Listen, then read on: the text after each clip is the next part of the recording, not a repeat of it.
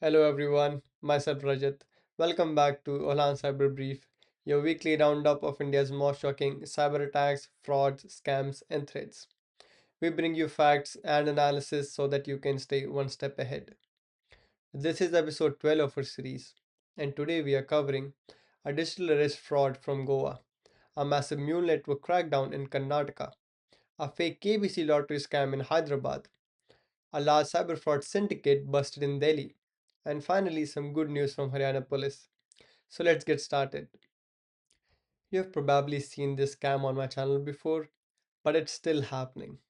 A victim lost 1.4 crores to cyber criminals posing as law enforcement officials and claiming the victims were under investigation. They used fear, urgency, and authority into pressuring victims for money transfers. Two suspects have been arrested. But remember this: cyber criminals target your emotions first and then attack your systems. Let's move on to our next news. Behind every scam, there is a money network. Karnataka police arrested 13 people who were linked to over 40,000 Mule bank accounts. These accounts were used to move stolen money from digital arrest and investment scams. This was possible because many people sold their accounts for small money and are now facing legal actions. Remember this: if your account is linked to a fraud, then you are legally responsible. I repeat, if your account is used for fraud, you are legally responsible. Now let's move on to the next news. Congratulations, you won a lottery. This fake message is back, this time costing a victim 42 lakhs. Fraudsters sent WhatsApp messages, fake bank checks, and official looking documents to build trust. Because of that, over time, the victim sent more than 100 payments, and of course, none of those payments came back. Remember this: when money comes with excitement and urgency, it's usually a trap. Let's move on to the next news. This isn't small scale cybercrime anymore. This is organized crime. Delhi police arrested 55 people running interstate cyber fraud operations. They used multiple SIM cards, mule bank accounts, and even ram scams like digital arrest and fake investment scams. Cybercrime is no longer unorganized, it runs like a professional business ecosystem, and they probably know enough about you to make them dangerous. So be aware. Let's move on to some good news. And here's something positive: Haryana police managed to block 36% of stolen cyber fraud money, one of the highest recovery rates in India. The message is very simple. If you report quickly by calling 1930, there is a real chance that your money can be saved. Fast action makes a really big difference.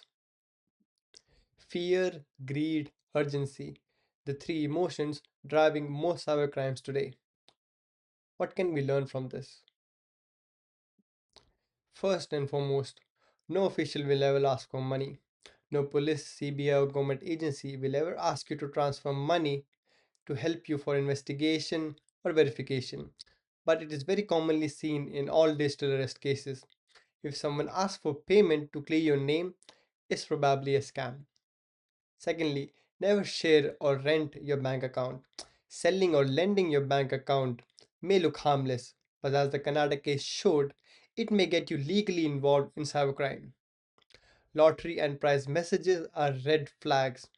Unexpected winnings, prize claims, and reward messages, just like the KBC case, are crafted by cyber criminals to make you lower your guard. They create excitement because they know it very well that everybody likes free money and free rewards. Urgency is a manipulation tactic. Scammers pressure you and try to create urgency so that you don't think and verify. But you must pause and verify. Call the people you trust and ask for help.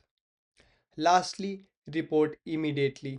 If fraud happens, call 1930 or report at cybercrime.gov.in. Fast actions can help you recover your money. Quick reporting is the key to help in freezing those transactions and recovering your money. Now, let's move on to the section where our managers can get the key takeaways.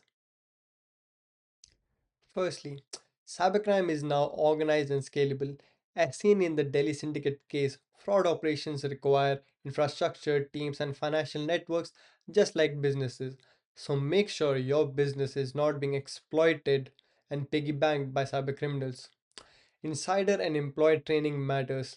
Mule accounts and SIM misuse often involve people unknowingly participating. Regular awareness matters. Let your employees know what are the early indicators of such compromises. Monitor financial and account anomaly. Implement transaction monitoring and alerts to detect unusual patterns. Even small transactions matter. Build rapid incident response processes. Speed matters. The faster you report a fraud, the faster it is escalated and higher the chances of recovery. If your firm does not have an incident response plan right now, you better get started on creating one. Lastly, treat social engineering as a business risk. Most attacks exploit human behavior before they exploit a technical vulnerability because a scared employee is more dangerous to your company than a technical vulnerability.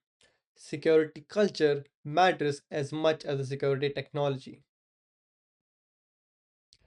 That's all for today, folks.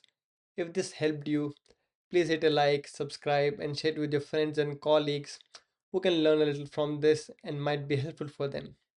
Stay alert because awareness is the strongest defense against such cyber attacks. Have a great day and see you in the next episode.